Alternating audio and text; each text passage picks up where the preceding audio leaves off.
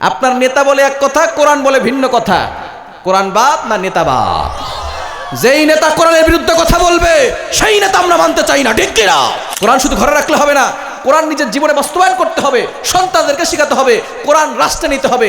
আমার মুসলমান বন্ধুগণ, আমরা অনেক বাংলাদেশ দেখেছি, আমরা সোনার বাংলাদেশ দেখেছি, আমরা নতুন বাংলাদেশ দেখেছি, আমরা সবুজ বাংলাদেশ দেখেছি, আমরা ডিজিটাল বাংলাদেশ দেখেছি। একটিবারের জন্য আমরা ইসলামের বাংলাদেশ দেখতে চাই, কোরআনের বাংলাদেশ দেখতে চাই। কারা কারা দিয়েছেন দুহাত আল্লাহকে দেখান। আমি আপনাদের সম্মুখে পবিত্র কোরআনুল কারীমের 14 নম্বর পারা 16 নম্বর পৃষ্ঠার 5, 6, 7 নম্বর লাইন সূরাতুন নাহলের 90 নম্বর আয়াত তেলাওয়াত করেছি। আল্লাহ রাসূল সাল্লাল্লাহু আলাইহি ওয়াসাল্লামের অসংখ্য অগণিত হাদিস সমূহের মধ্য থেকে সহিহ বুখারী শরীফের 5027 নম্বর হাদিস পাঠ করেছি। যদি আল্লাহ তাআলা আমাকে তৌফিক এনায়েত করেন, সূরাতুন নাহলের 90 নম্বর আয়াত থেকে কিছু আলোচনা করার চেষ্টা করব ইনশাআল্লাহ। ওমা তৌফিকি ইল্লা বিল্লাহ। সূরাতুন নাহল এটা একটা মৌমাছির নামে সূরা। কিসের নামে সূরা? এই কোরআনের ভিতরে আল্লাহ তাআলা সব কিছু দিয়েছেন, ঠিক কি না? পিপিলিকা থেকে শুরু করে হাতির নামেও সূরা আছে না নাই? পিপিলিকার নামে সূরা আছে না নাই? সূরাতুন নামল, নামলুন শব্দের অর্থ হচ্ছে পিপিলিকা। আবার আল্লাহ পাক রব্বুল আলামিন আনকাবুত, মাকড়সার নামে একটা সূরা দিয়েছেন।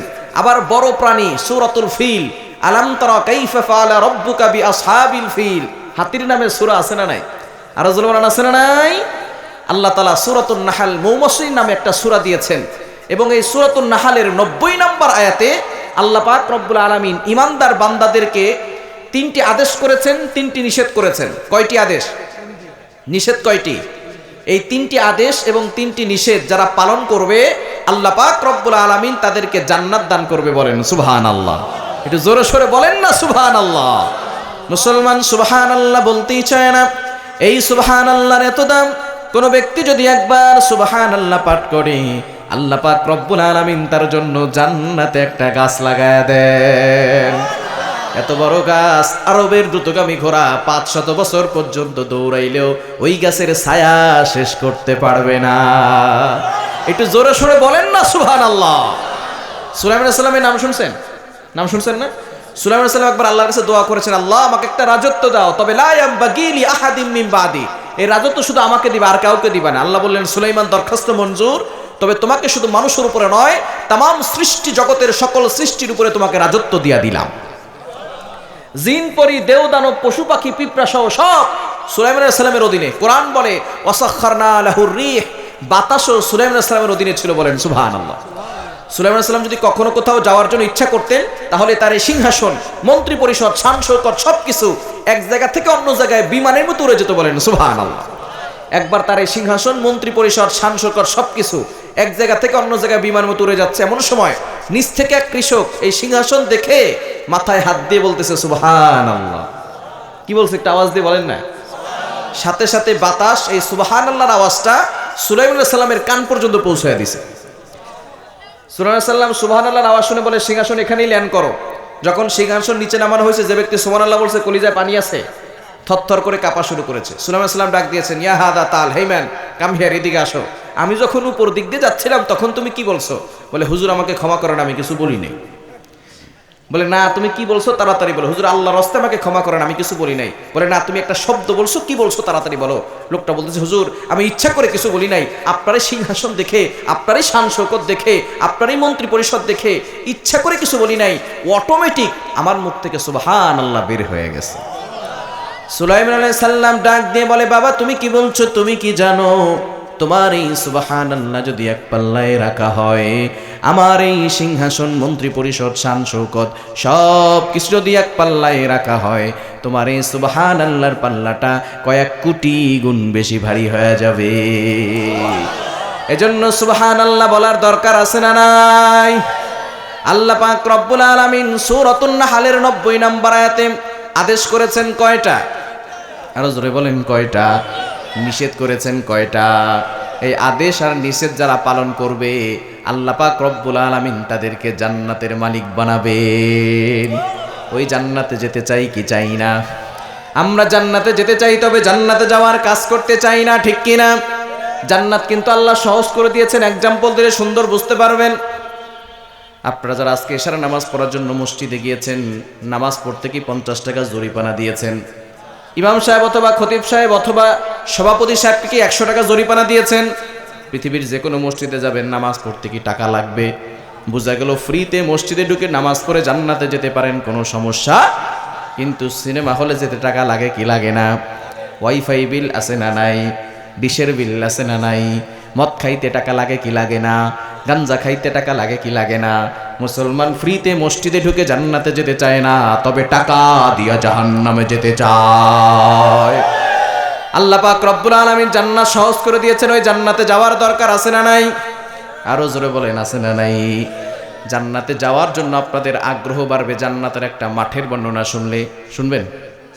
শুনবেন? জান্নাতে একটা মাঠ আছে, মাঠের নাম হচ্ছে মসজিদ। মাঠের নাম কি? আরো জোরে বলেন, মাঠের নাম কি? 26 নম্বর পারার 19 নম্বর পৃষ্ঠার 1 নম্বর লাইন, সূরা কফের 35 নম্বর আয়াতে আল্লাহ বলছেন, লাহুম মা ইয়াশাউনা ফিহা ওয়া লাদাইনা মাজিদ। জান্নাতে একটা মাঠ আছে, মাঠের নাম কি? এই মসজিদ নামক মাঠটা কত বড় এটা জানার জন্য আগে জানতে হবে জিবরাইল সাল্লামের কি পরিমাণ শক্তি জানার দরকার আছে না নাই? একবার নবীজি সাল্লাল্লাহু আলাইহি সাল্লামের কাছে জিবরাইল সাল্লাম আসলেন। নবীজি বললেন, ভাই জিবরাইল, আমি আপনাকে দেখতে চাই। জিবরাইল সাল্লাম বললেন, ইয়া রাসূলুল্লাহ, ইয়া হাবিবাল্লাহ, আপনি আমাকে দেখলে তো ভয় পাবেন। নবীজি বললেন, না না, ভয় পাবো না, দেখা দেন। হঠাৎ করে জিবরাইল আলাইহিস সালাম অদৃশ্য হয়ে গেলেন। এবার আসমান থেকে একটা কালো পর্দা নামতে নামতে জমিন পর্যন্ত লেগে গিয়েছে। ডান পাশ বাম পাশ পুরো পৃথিবী ভরাট হয়ে গেছে, দুনিয়া অন্ধকার হয়ে গেছে। আবারও আস্তে আস্তে করে কালো পর্দা আসমানে উঠে গেল। জিবরাইল সাল্লাম অদৃশ্যভাবে হাজির হয়ে বললেন, ইয়া রাসূলুল্লাহ, ইয়া হাবিবাল্লাহ, কি দেখলেন? নবীজি বললেন, আসমান থেকে একটা কালো পর্দা নামতে নামতে জমিন পর্যন্ত লেগে গিয়েছে, ডান পাশ বাম পাশ পুরো পৃথিবী ভরাট হয়ে গেছে। জিবরাইল সাল্লাম বলেন, ইয়া রাসূলুল্লাহ, ইয়া হাবিবাল্লাহ, ওইটা কোনো কালো পর্দা ছিল না, আমার একটা মাত্র পাখা আসমান থেকে ছেড়ে দিয়েছি, পুরো পৃথিবী ভরাট হয়ে গেছে। এরকম পাখা আল্লাহ আমাকে একটা দুইটা নয় 600 পাখা দিয়েছে। বলেন সুবহানাল্লাহ। জোরে সোরে বলেন না সুবহানাল্লাহ।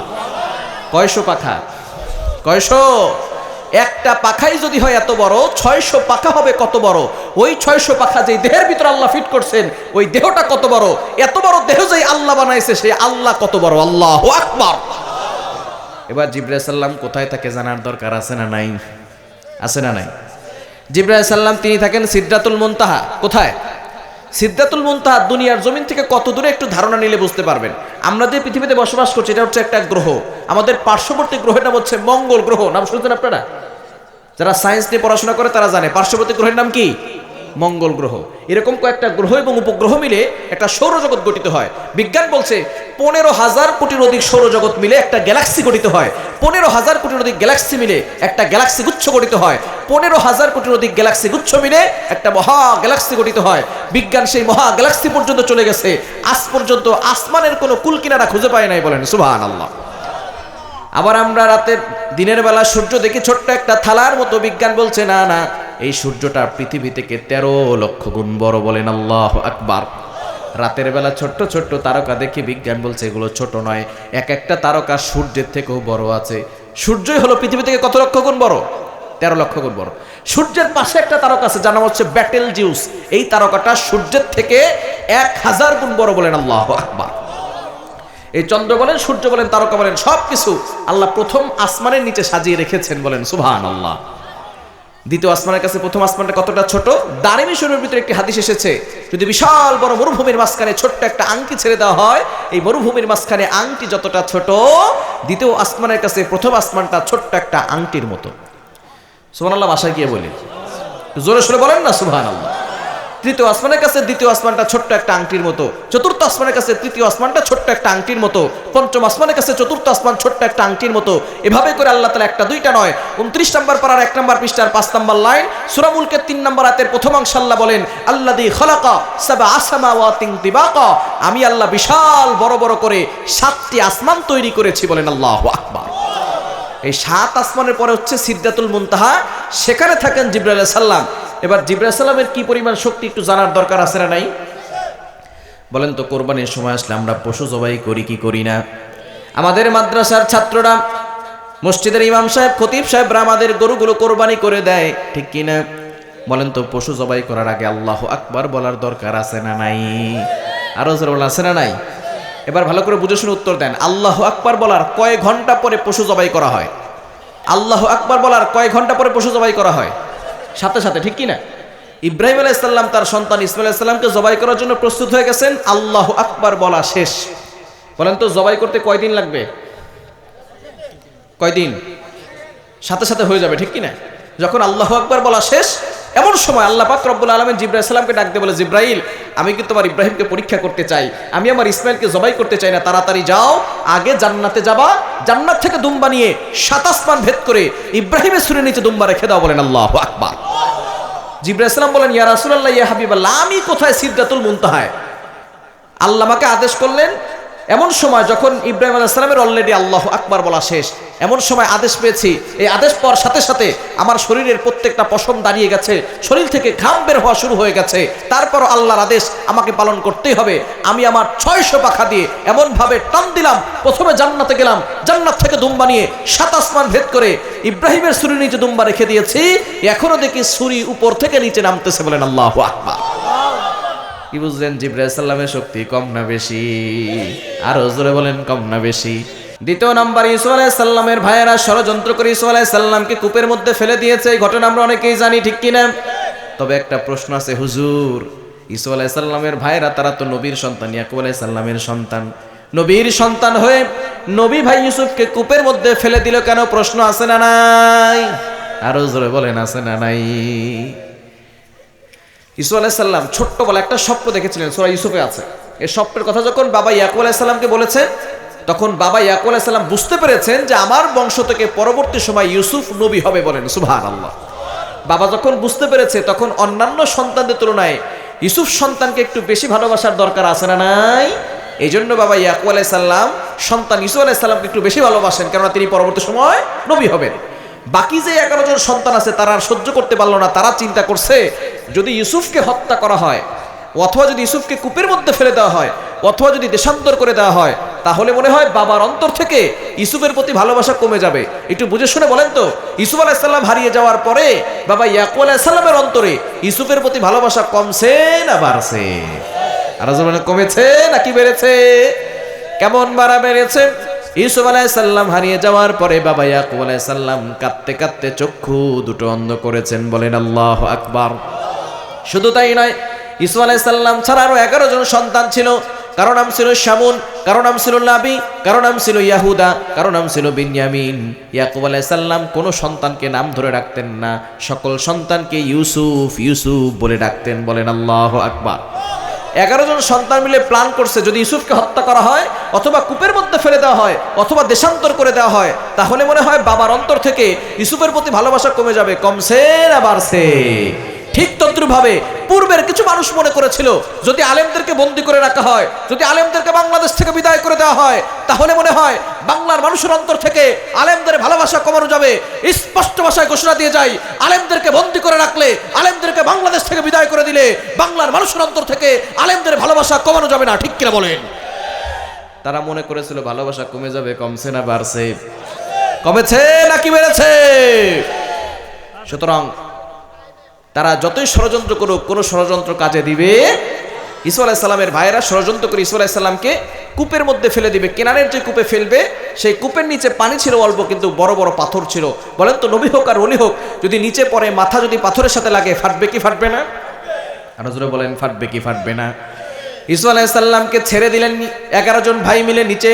বলেন তো, নিচে পড়তে কয়দিন সময় লাগবে? সাথে সাথে পড়ে যাবে, ঠিক কি না? এমন সময় আল্লাহ পাক রব্বুল আলামিন জিবরাইল সালামকে ডাক দিয়ে বলে, জিবরাইল, আমি কিন্তু আমার ইউসুফকে পরীক্ষা করতে চাই, আমি আমার ইউসুফকে কঠিন বড় বিপদে ফেলতে চাই না, তাড়াতাড়ি যাও, আমার ইউসুফ নিচে পড়ার আগে তুমি তোমার নূরের পাখাগুলো বিছিয়ে দাও। বলেন আল্লাহু আকবার। জিবরাইল সালাম বলেন, ইয়া রাসূলুল্লাহ, ইয়া হাবিবাল্লাহ, আমি কোথায় সিদরাতুল মুনতাহায়, আর কোথায় ইসু আলাইহিস সালামকে অলরেডি কূপের মধ্যে ফেলে দিয়েছে। এই আদেশ পাওয়ার সাথে সাথে আমার শরীরের প্রত্যেকটা পশম দাঁড়িয়ে গেছে, শরীর থেকে ঘাম বের হওয়া শুরু হয়ে গেছে। তারপরও আল্লাহর আদেশ আমাকে পালন করতেই হবে।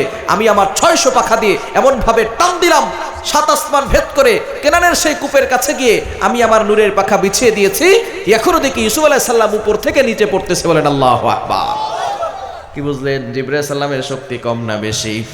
আরো জোরে বলেন, কম না বেশি?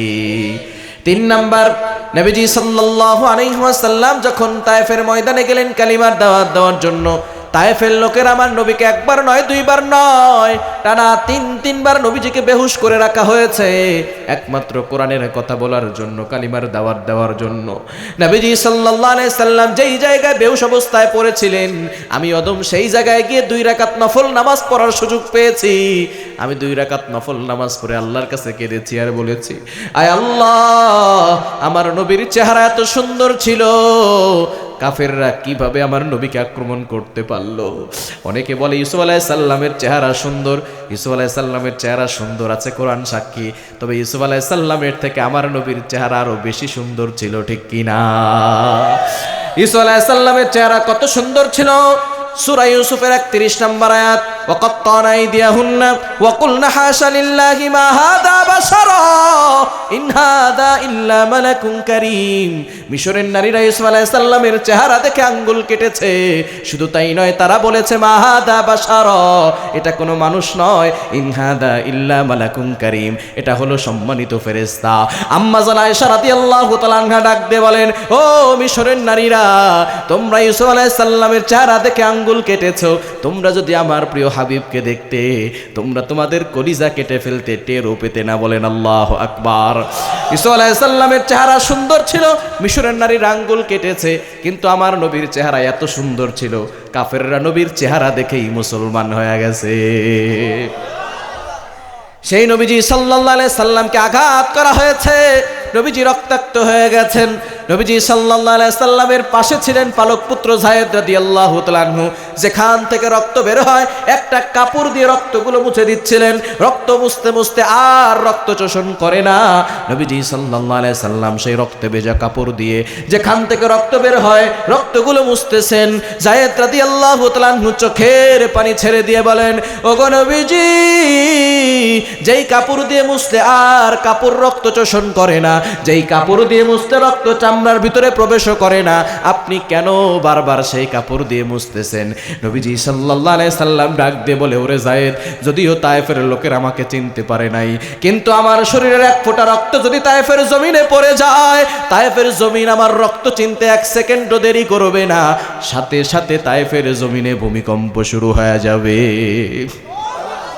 এমন সময় নবীজি সাল্লাল্লাহু আলাইহি সাল্লামের পা মোবারক রক্তে রঞ্জিত হয়ে চামড়ার মোজা ভেদ করে 1 ফোঁটা রক্ত যখন জমিনে পড়ে যাবে, বলেন তো নিচে পড়তে কয়দিন সময় লাগবে? আল্লাহ পাক রব্বুল আলামিন ডাক দিয়ে বলেন, ও জিব্রাইল, ওয়া মা কানাল্লাহু লিউআযিবাহুম ওয়া আনতা ফীহিম, আমার নবী যেখানে থাকবে সেখানে কোনো আযাব আসবে না। ওয়া মা আরসালনাকা ইল্লা রাহমাতাল লিল আলামিন, আমার নবী যেখানে থাকবে সেখানে রহমত আসবে, কিন্তু আমার নবীর 1 ফোঁটা রক্ত যদি জমিনে পড়ে যায়, আমি আল্লাহর অর্ডার দিতে হবে না, সাথে সাথে তায়েফের জমিনে ভূমিকম্প শুরু হয়ে যাবে। যাও যাও জিব্রাইল, তাড়াতাড়ি যাও, আমার নবীর রক্তের ফোঁটা জমিনে পড়ার আগে তুমি তোমার নূরের পাখাগুলো বিছিয়ে দাও। বলেন আল্লাহু আকবার। জিবরাইল সাল্লাম বলেন, ইয়া রাসূলুল্লাহ, ইয়া হাবিবাল্লাহ, আমি কোথায়? সিদরাতুল মুনতাহায়। কোথায় আপনার রক্তের ফোঁটা জমিনে পড়ে যাবে? এমন সময় আল্লাহ আমাকে আদেশ করলেন, আদেশ পাওয়ার সাথে সাথে আমার শরীরের প্রত্যেকটা পশম দাঁড়িয়ে গেছে, শরীর থেকে ঘাম বের হওয়া শুরু হয়ে গেছে। তারপরও আল্লাহর আদেশ আমাকে পালন করতেই হবে। আমি আমার 600 পাখা দিয়ে এমন ভাবে টান দিলাম, 7 আসমান ভেদ করে তায়েফের জমিনে গিয়ে আমি আমার নূরের পাখা বিছিয়ে দিয়েছি, এখনো দেখি রক্তের ফোঁটা উপর থেকে নিচে পড়তেছে। বলেন আল্লাহু আকবার। কি বুঝলেন? জিবরাইল সাল্লামের শক্তি কম না বেশি? আরো জোরে বলেন, কম না বেশি? সেই জিবরাইল আলাইহিস সালাম বলেন, জান্নাতে একটা মাঠ আছে, মাঠের নাম কি মনে আছে? মনে আছে? মাশাআল্লাহ। লাহুম মা ইয়াশাউনা ফিহা ওয়া লাদাইনা মাজিদ। জান্নাতে একটা মাঠ আছে, মাঠের নাম হলো মাজিদ। জিবরাইল সাল্লাম বলেন, ইয়া রাসূলুল্লাহ, ইয়া হাবিবাল্লাহ, ওই মাজিদ নামক মাঠটা দেখার জন্য আমি আল্লাহর কাছে পারমিশন চাইলাম।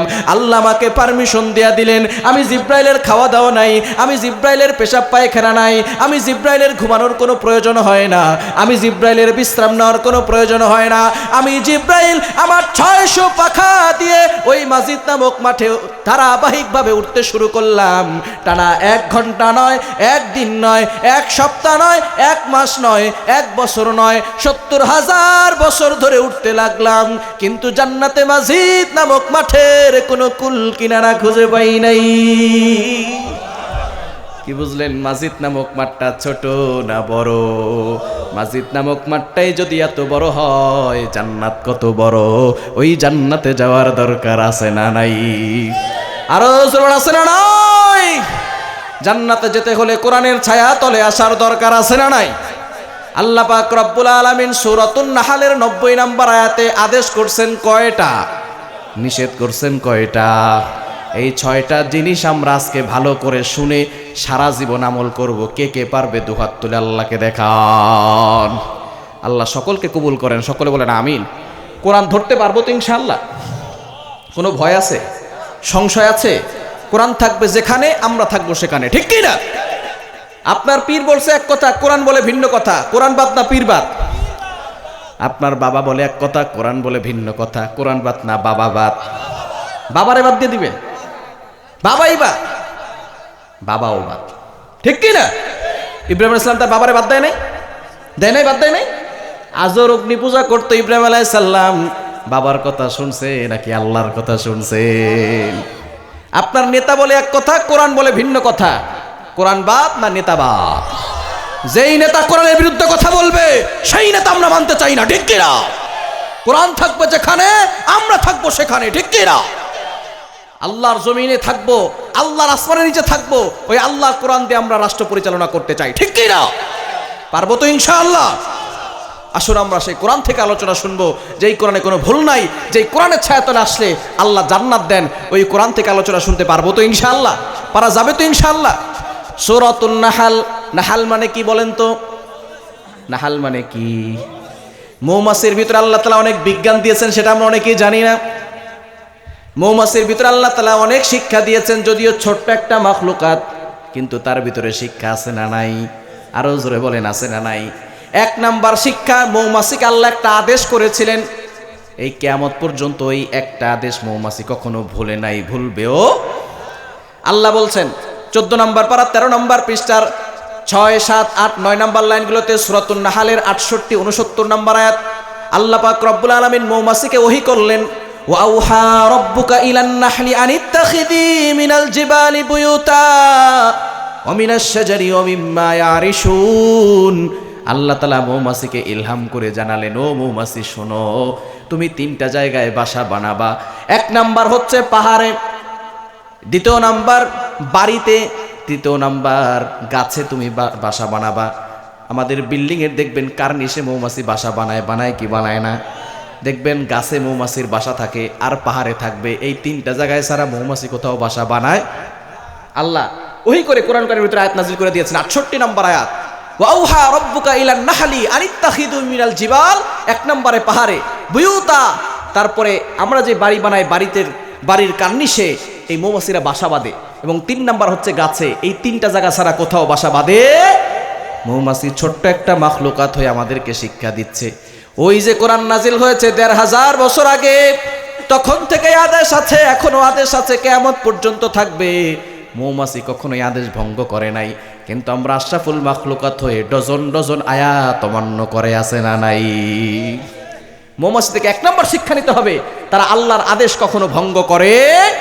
2 নম্বর, মৌমাছি থেকে আমরা শিক্ষা নিব, তারা সবসময় দলবদ্ধ থাকে। দলবদ্ধ থাকার দরকার আছে না নাই? ঐক্য হওয়ার দরকার আছে না নাই? আজকে আমরা একজন আরেকজনকে দেখতে পারি না। মুসলমানদের ভিতরে ভেদাভেদ, অমুক মসজিদে নামাজ পড়বো না, অমুক এই টুপি পড়ছে, অমুক এটা করছে, তমুক এটা করছে। মৌমাছি থেকে আমাদেরকে শিক্ষা নিতে হবে, এবং আল্লাহ নিজে বলে দিয়েছেন 4 নম্বর পারা 2 নম্বর পৃষ্ঠার 4 নম্বর লাইন, সূরা আল ইমরানের 103, 103 নম্বর আয়াত আল্লাহ বলছেন, ওয়াতাসিমু বিহাবলিল্লাহি জামিআন ওয়া লা তাফাররাকু, ইউ হ্যাভ টু ইউনাইটেড, তোমরা ঐক্যবদ্ধ হও। আমাদের ঐক্যবদ্ধ হওয়ার দরকার আছে না নাই? হ্যাঁ মুসলমান, আমরা যদি ঐক্যবদ্ধ হয়ে সামনে অগ্রসর হতে পারি, তাহলে নাস্তিক আর মুরতাদরা পালানোর জায়গা খুঁজে পাবে না, ঠিক কিনা বলেন? এজন্য আমাদের ইমানকে শক্তিশালী করার দরকার আছে না নাই? ইমান শক্তিশালী করতে হবে। নাস্তিক আর মুরতাদরা কোরআনের বিরুদ্ধে কথা বলে, নবীকে নিয়ে কটূক্তি করে। আমরা যদি সকলে ঐক্যবদ্ধ হই মুসলমানরা, তাহলে কোনো জায়গা থেকে, কোনো রাষ্ট্র থেকে আল্লাহর বিরুদ্ধে, নবীর বিরুদ্ধে কেউ কটূক্তি করতে পারবে না, ঠিক কিনা? আমাদের বাংলাদেশে অনেক নাস্তিক আছে, শুধু কোরআন নিয়ে তারা লাফালাফি করে, নবীজিকে ইজ্জত নিয়ে তারা লাফালাফি করে। অনেক ধর্মীয় গ্রন্থ আছে, বাইবেল, ত্রিপিটক, দশাতীর, ভেদ, পুরাণ, রামায়ণ, দীঘানিকা, ইয়াহুদি, সেকারডেটাল, টালমা, Torah, old testament, new testament, Zend Avesta সহ সকল ধর্মীয় গ্রন্থে ভুল আছে। একমাত্র একটা কিতাব, যে কিতাবে কোনো ভুল নাই, তার নাম হচ্ছে আল কোরআন। বলেন আল্লাহু আকবার।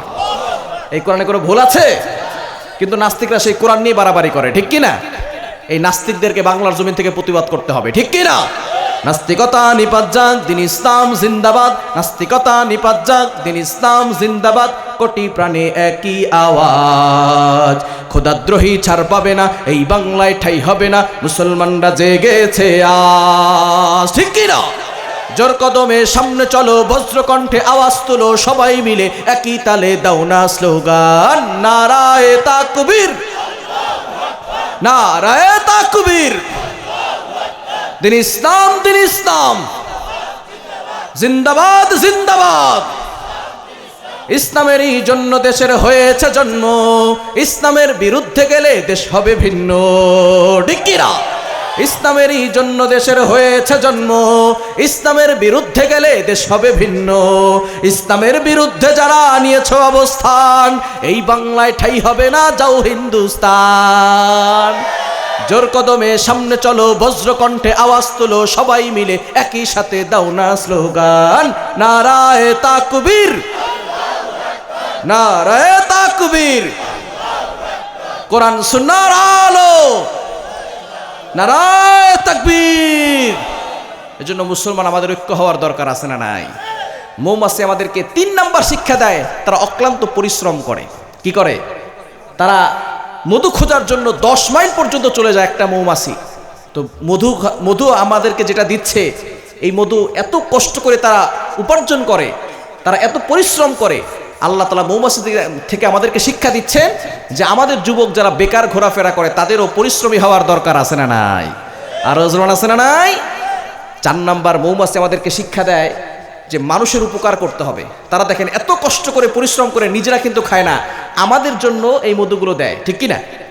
আর আমরা সেই মধু খেয়ে শেফা পাই। আল্লাহ তাআলা বলেছেন এই মধুর ভিতরে শেফা রয়েছে। সুবহানাল্লাহ বলতে পারলেন না?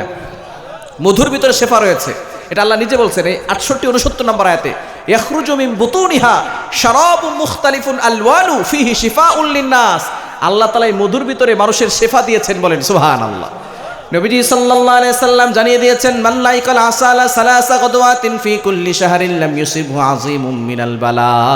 যে ব্যক্তি মাসে মাত্র 3 বার হাতে রেখে চেটে মধু খাবে, কয়বার? কয়বার? নবীজির হাদিস, সহিহ হাদিস। যে ব্যক্তি হাতে রেখে খাবেন, চামচ দিয়ে না, হাতে রেখে মাসে মাত্র 3 বার খাবেন, মান লাইকাল আসালা সালাসা গদওয়াতিন ফি কুল্লি শাহরিন লাম ইউসিবহু আযীমুম মিনাল বালা। তার বড় বড় রোগ থেকে আল্লাহ তাকে হেফাজত করবে। জোরে সোরে বলেন না সুবহানাল্লাহ। তবে আমাদের দেশে ভেজাল আছে না নাই? আর জোরে ভেজাল আছে না নাই? যারা দুর্নীতি করেন সাবধান, একদিন কিন্তু আল্লাহর কাঠগড়ায় জবাবদিহি করতে হবে, ঠিক কি না? অরিজিনাল মধু খাবেন, দেখবেন আল্লাহ তাআলা আপনাকে শেফা দিবেন। নবীজি সাল্লাল্লাহু আলাইহি সাল্লামের কাছে একবার এক সাহাবী গেলেন, ইয়া রাসূলুল্লাহ, ইয়া হাবিবাল্লাহ, আমার ভাইয়ের পেট খারাপ। নবীজি বললেন তাকে মধু খাওয়াও। মধু খাওয়ানোর পরে পেট ব্যথা আরো বাড়ছে। সাহাবী এসে বলতেছেন, ইয়া রাসূলুল্লাহ, ইয়া হাবিবাল্লাহ, মধু খাওয়াইতে বলছেন, আমার ভাইয়ের পেট ব্যথা তো আরো বাড়ছে। বলে আবারও মধু খাওয়াও। আবারও মধু খাওয়াইছে। আবার এসে বলতেছেন, ইয়া রাসূলুল্লাহ, ইয়া হাবিবাল্লাহ, আমার ভাইয়ের পেট ব্যথা তো ভালো হচ্ছে না, পেট খারাপ আরো বেশি বাড়ছে। নবীজি বললেন, মধুর ভিতরে সমস্যা না, সমস্যা তোমার ভাইয়ের পেটে, তুমি তাকে আবারও মধু খাওয়াও। 3 নাম্বার পরে যখন বলেছেন, সেই সাহাবী তার ভাইকে আবারও মধু খাওয়াইছে। যে ব্যক্তি মধু খেয়েছে তাকে আল্লাহ তাআলা এমনভাবে শেফা দিয়েছেন, সে নিজে বলেছেন তারপর থেকে আমার আর জীবনে কোনোদিন পেট খারাপ হয় নাই। তাহলে মধুর ভিতরে শেফা আছে না নাই? যেটা আল্লাহ কোরআনে বলে দিয়েছেন, নবীজি সাল্লাল্লাহু আলাইহি ওয়াসাল্লাম জানিয়ে দিয়েছেন। সুতরাং এই মধু খেতে পারবো তো ইনশাআল্লাহ। বাচ্চাদেরকে মধু খাওয়াবেন, কালোজিরা খাওয়াবেন। নবী সাল্লাল্লাহু আলাইহি ওয়াসাল্লাম বলেছেন কালোজিরা হচ্ছে মৃত্যু ছাড়া সব রোগের ওষুধ, আপনার বাচ্চার মেধা ভালো হবে। অনেকে বলে হুজুর আমার বাচ্চার মেধা ভালো না, এই কালোজিরার মধ্যে একসাথে খাওয়াবেন, দেখবেন আল্লাহ তাআলা বাচ্চার মেধা বাড়িয়ে দিবেন, ইন্টেলেকচুয়াল পাওয়ার, মেধা শক্তি বেশি বাড়বে। সুতরাং যেই মৌমাছি আমাদেরকে এত কষ্ট করে মধু এনে দেন, এই মৌমাছি থেকে আমাদেরকে শিক্ষা নেওয়ার দরকার আছে না নাই? সেই সূরাতুন নাহলের 90 নাম্বার আয়াত, এই আয়াতটা আমরা প্রতি জুমায় একবার করে শুনি।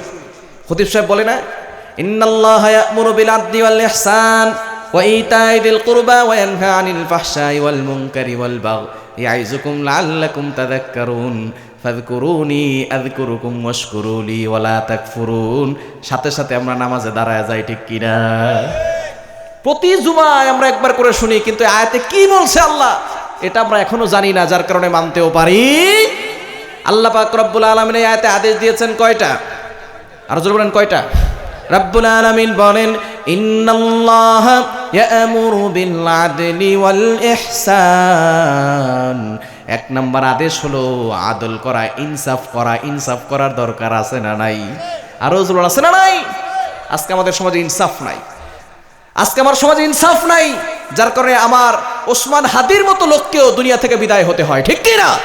যদি ইনসাফ থাকতো, ন্যায় বিচার থাকতো, ধর্ষকরা ধর্ষণ করার আগে হাজারবার ভাবতো যে দেশে ইনসাফ আছে সেই দেশে আমি ধর্ষণ করে কখনো বাঁচতে পারবো না।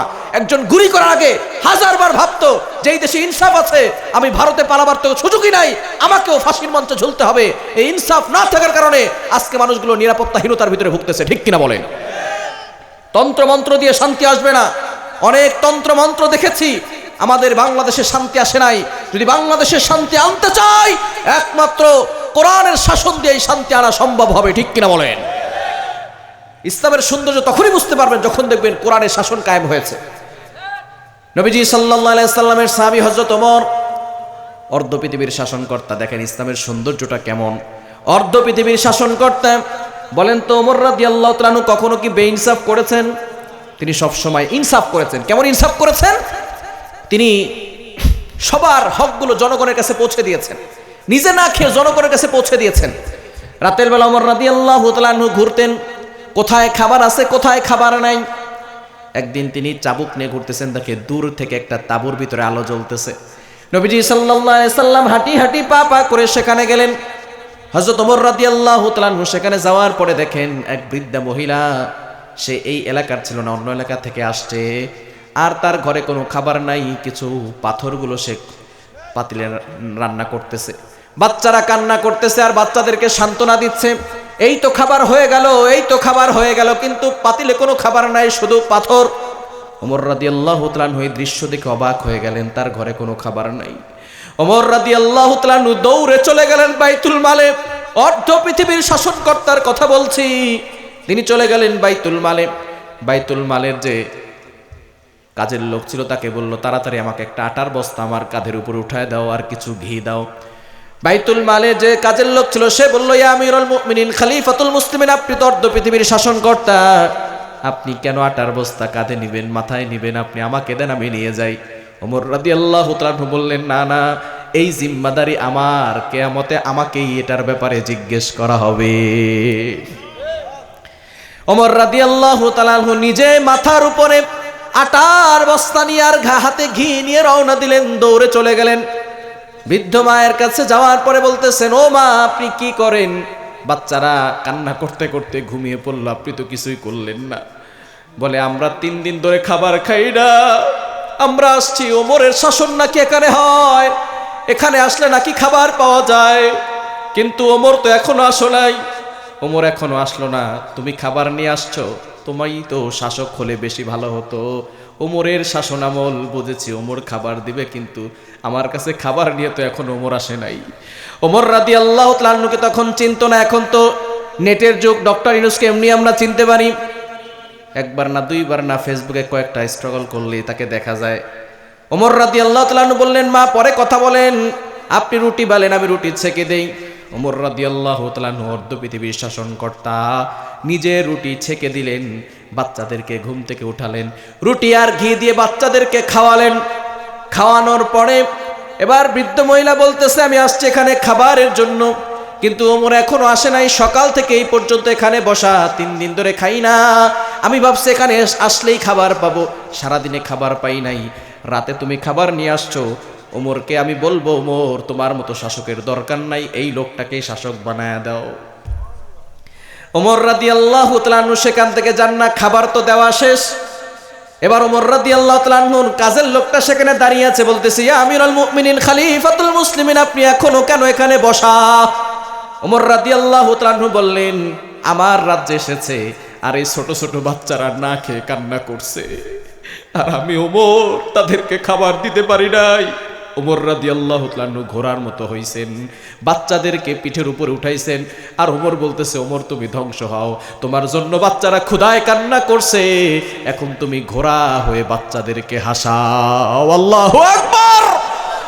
এরকম শাসক যদি আমার সমাজে থাকে, তাহলে জনগণ না খেয়ে মরবে না, সরকার ঘি খেয়ে ভালো থাকবে আর জনগণ না খেয়ে মরবে, এরকম বৈষম্য আর থাকবে না, ঠিক কি না? আমরা সেই রাসূলুল্লাহর আদর্শ বাস্তবায়ন করতে চাই। রাসূলুল্লাহর আদর্শ বাস্তবায়ন হলে আগামীর শাসক হবে হযরত ওমরের মতো, রাসূলুল্লাহর আদর্শ বাস্তবায়ন না হলে আগামীর শাসক হবে সালমান এফ রহমানের মতো, ঠিক কিনা বলেন? নবীজি শাসন বাস্তবায়ন করতে হবে। সেই ওমর অর্ধ পৃথিবীর শাসনকর্তা, একবার রোম সম্রাট কিছু সেনাবাহিনী পাঠাইছে, যাও যাও দেখো তো ওমরের কত বড় ক্ষমতা, কত বড় সিংহাসনটা একটু দেখে আসো, তার শরীরটা কেমন একটু দেখে আসো। আমি তো রোম সম্রাট সুপার পাওয়ারে আছে, কিন্তু আমার ভয় লাগে কখন যেন আমার রাজদূতেরা ওমর টান দেয়। গোয়েন্দা বাহিনী পাঠাইছে, যাও যাও ওমরের কাছে যাও, ওমর রাদিয়াল্লাহু তাআলা আনহুর কাছে যাও। এবার কিছু গোয়েন্দা বাহিনী ওমরের কাছে আসলো। আসার পরে সাহাবায়ে কেরামদেরকে বলতেছেন, আইনা মালিকুকুম, তোমাদের বাদশা কোথায়? সাহাবায়ে কেরাম বলতেছেন, আমাদের তো কোনো বাচ্চা হয় না। তাহলে কি হয়? বলে বাল্লানা আমিরুন, আমাদের হয় আমির, আমাদের কোনো বাচ্চা নাই। কি বলো, তোমাদের বাচ্চা না, তোমাদের বাচ্চার সিংহাসন কোথায়? বলে আমাদের বাচ্চার কোনো সিংহাসনই নাই। এই যে আমরা একসাথে মসজিদ নববীর ভিতরে বসে থাকি, এতক্ষণ তো আমাদের সাথেই ছিল। বলে এখন কোথায় গেছে? বলে এখন শুনছি তার নাকি উট হারায় গেছে, উট খুঁজতে গেছে। সুবহানাল্লাহ বলবেন না? অর্ধ পৃথিবীর শাসনকর্তার কি হারায় গেছে? উট হারায় গেছে, সেটা আবার খুঁজতে যাচ্ছে। এবার গোয়েন্দা বাহিনী চিন্তা করতেছে, এবার কেমন শাসক যার কথা শুনে আমাদের রোম সম্রাট থরথর করে কাঁপে, তার নাকি এবার উট হারায় গেছে, সেই উটটাকে খুঁজতে সে চলে গেছে। ওমর রাদিয়াল্লাহু তাআলা খুঁজতে খুঁজতে দেখে দূর থেকে একটা গাছের নিচে শোয়া, আর একটু সূর্য ঢলে যাওয়ার কারণে সূর্যটা ওমরের গায়ে পড়েছে, সেখান থেকে ওমরের শরীর থেকে ঘাম বের হচ্ছে। দূর থেকে গোয়েন্দা বাহিনী বলে, এটাই নাকি তোমাদের শাসক? বলে হ্যাঁ, এটাই আমিরুল মুমিনিন খলিফাতুল মুসলিমিন হযরত ওমর। তাড়াতাড়ি গোয়েন্দা বাহিনী সেখানে গেল। যাওয়ার পরে একজন একটা পর্যায়ে বলে ফেললো, আপনি তো আমিরুল মুমিনিন, আপনার ভয়ে আমাদের রোম সম্রাট থরথর করে কাঁপে, কিন্তু আপনি দেখি একেবারে সাদামাটা জীবন যাপন করেন, এইখানে একা একা শুয়ে আছেন, আপনার তো কোনো সিকিউরিটি গার্ড নাই, আপনার নিরাপত্তা দিল কে? কিন্তু আমাদের শাসক এমন অবস্থা, তার সেনাবাহিনীর কোনো অভাব নাই, সিকিউরিটি গার্ডের কোনো অভাব নাই, তারপরেও সে ভয়ে ভয়ে থাকে কখন জানি গুলি একটা বাইরে দেয়, কখন যেন তীর একটা নিক্ষেপ করে আমাকে শেষ করে দেয়। কিন্তু আপনি অর্ধ পৃথিবী শাসন করেছেন, তারপরও এখানে গাছের ছায়ার নিচে একাই বসে আছেন। এবার সে বলতেছে, আমি জনগণের হক জনগণকে বুঝিয়ে দিয়েছি, আমি ইনসাফ কায়েম করেছি, যার কারণে আল্লাহ আমাকে নিরাপত্তার ব্যবস্থা দিয়েছে। বলেন আল্লাহু আকবার। গোয়েন্দা বাহিনীর সাথে সাথে বলা শুরু করেছে, আপনি জনগণের হক বুঝিয়ে দিয়েছেন, ইনসাফ কায়েম করেছেন, এজন্য আল্লাহ আপনাকে নিরাপত্তার ব্যবস্থা দিয়েছে। এই ইসলাম যদি সামনে অগ্রসর হয়, শুধু অর্ধ পৃথিবী নয়, একটা সময় আসবে প্রত্যেকটা জায়গায় জায়গায় ইসলামের পতাকা পথ করে উঠবে। বলেন আল্লাহু আকবার। সেরকম শাসক আমরা চাই কি চাই না? শাসক হবে এমন যে সেবক হবে, শোষণ করবে না, শাসকগিরি দেখাবে না, যে সব সময় নিজে না খেয়ে জনগণের মুখে খাবার পৌঁছে দিবে, ঠিক কি না? কিন্তু আমার দেশে যেই সরকার হয়, সেই দেখা যায় জনগণের টাকা বিদেশে পাচার করে, সেখানে সে বিল্ডিং তৈরি করে, আর নেতা হওয়ার পরে দেখি সে ভিআইপি গাড়িতে চলে। টাকাটা কোত্থেকে আসছে? টাকাটা কোন পকেট থেকে আসছে? আমাদের ট্যাক্সের টাকা দিয়ে তোমরা ফুটানি দেখাও, আবার সেই জনগণের উপরে আঘাত করো, জনগণের হক আদায় করো না। আল্লাহর করতে তোমাদেরকে জবাবদিহি করতে হবে, ঠিক কিনা বলেন? সে ওমরের মতো শাসক চাই কি চাই না? এটাই হলো ইসলামের সৌন্দর্য। একবার মদিনায় ভূমিকম্প শুরু হয়ে গেছে। ওমর রাদিয়াল্লাহু তাআলা আনহুর জামানায় ওমর রাদিয়াল্লাহু তাআলা আনহু লাঠি দিয়ে একটা জমিনে আঘাত করছে। কোথায়? জমিনে আঘাত করছে। আর জমিনকে বলতেছে, জমিন কাঁপলি কেন রে? তোর বুকে কি আমি ইনসাফ কায়েম করি নাই? এই বাটির বুকে আমাদের নবী হযরত মুহাম্মদ রাসূলুল্লাহ সাল্লাল্লাহু আলাইহি ওয়াসাল্লাম শুয়ে আছেন, আর তুই জমিন কেঁপে উঠলি। যখন লাঠি দ্বারা আঘাত করেছে, এই কথা বলেছে, সাথে সাথে জমিন স্টপ হয়ে গেছে, থেমে গেছে।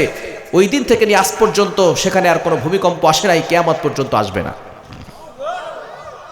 এরকম শাসক চাই কি চাই না? কি বলেন, চাই কি চাই না? ইনসাফ কায়েম করতে হবে। ওমর রাদিয়াল্লাহু তাআলা ইনসাফ কায়েম করেছেন। এই ইনসাফ থাকলে তাহলে সমাজের ভিতরে শান্তি আসবে, কেউ কাউকে আঘাত করার কোনো সুযোগ পাবে। ইন্নাল্লাহা ইয়া'মুরু বিল আদলি ওয়াল ইহসান। দ্বিতীয় নাম্বার হচ্ছে দয়া করতে হবে। মানুষকে সব সময় চিন্তা করতে হবে আমার দ্বারা যাতে করে উপকার হয়, কারো ক্ষতি না হয়। করা যাবে তো ইনশাআল্লাহ? সবসময় চিন্তা করবেন যে আমার দ্বারা যাতে করে কারো উপকার হয়, ক্ষতি না হয়। কিন্তু দুঃখজনক হলেও সত্য, আমরা আপন ভাইয়ের হক দেই না। অনেক হাজী সাহেবরা আছে বোনের হক না দিয়া ভাইয়ের হক না দিয়া মসজিদ বানাইছে, আবার হজ করতে হাজী সাহেব কাবা শরীফে চলে গেছে। বলেন তো এই যে বোনের হক দেয় নাই, ভাইয়ের হক দেয় নাই, সে কি জান্নাত পাবে? হাজী সাহেব হজ করে আসছেন, বোনের হক দেন নাই, ভাইয়ের হক দেন নাই, প্রতিবেশীর হক মাইরা খাইছেন, আর একজনের জমিন কোবাল দিয়া কাটতে কাটতে টান দিয়া বলে এই জমিন আমার, আছে না নাই? জমিন আপনার করেন, আপনার করেন, জমিন একটু কাঁপাইতে পারবেন? এই জন্য মাঝে মধ্যে আল্লাহ ভূমিকম্প দিয়ে জমিন কাঁপায়, আর আল্লাহ বুঝাইতে চান বান্দা তুমি জমিন কাঁপাইতে পারো না, আমি জমিন কাঁপাই, সুতরাং জমিন কার? আর বলেন কার? আর একজনের সম্পদ দখল করেছেন। যদি কেউ সম্পদ পায়, টাকা পয়সা পায়, দিয়ে দেন, কেননা এই সম্পদ আর টাকা পয়সা নিয়ে কবরে যেতে পারবেন? কবরে যাওয়া যাবে? কবরে যেতে পারবেন? এই জন্য খবরদার, কেউ যদি কিছু পেয়ে থাকে দিয়ে দেন, কারণ একদিন সকলকে আমাদেরকে কবরে চলে যেতে হবে, ঠিক কি না? মানুষের উপরে দয়া করবেন। 3 নাম্বার আল্লাহ তাআলা আদেশ করেছেন ওয়াইতাইদিল কুরবা, আত্মীয় স্বজন যারা আছে তাদের সাথে ভালো সম্পর্ক করতে হবে। করতে পারবো তো ইনশাআল্লাহ? আত্মীয় স্বজনদের সাথে ভালো সম্পর্ক করার দরকার আছে না নাই? আত্মীয় স্বজনদের সাথে ভালো ব্যবহার করবেন। তাহলে আল্লাহ আদেশ করছেন কয়টা? ইন্নাল্লাহা ইয়া'মুরু বিল আদল। 1 নাম্বার আল্লাহ বলছেন ইনসাফ কায়েম করতে হবে। 2 নাম্বার মানুষের উপরে দয়া করতে হবে। 3 নাম্বার আত্মীয়তার সাথে সম্পর্ক বজায় রাখতে হবে। কিন্তু আমরা ছোটখাটো বিষয় নিয়ে যুগের পর যুগ চলে যায়, আপন ভাই তার ভাইয়ের সাথে কথা বলে না, আছে না নাই? যুগের পর যুগ চলে যায়, ভাই ভাইয়ের সাথে কথা বলে না। পোলাপান মারামারি করছে, অমুক তার বড়ই গাছের থেকে বড়ই পারে নিয়ে গেছে, দেখে ঝগড়া লাগে 3 বছর ধরে কথা কয় না, আছে না নাই? আছে? বলেন তো আপনার বাবার সাথে আপনার সম্পর্ক তৈরি করে দিয়েছেন কে?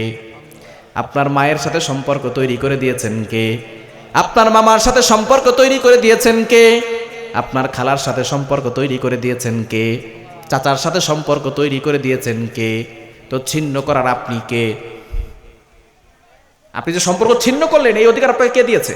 আপনার মামার সাথে, আপনার বাবার সাথে, আপনার খালুর সাথে, আপনার চাচার সাথে এই সম্পর্ক আল্লাহ তৈরি করে দিয়েছেন, ছিন্ন করার আপনি কে?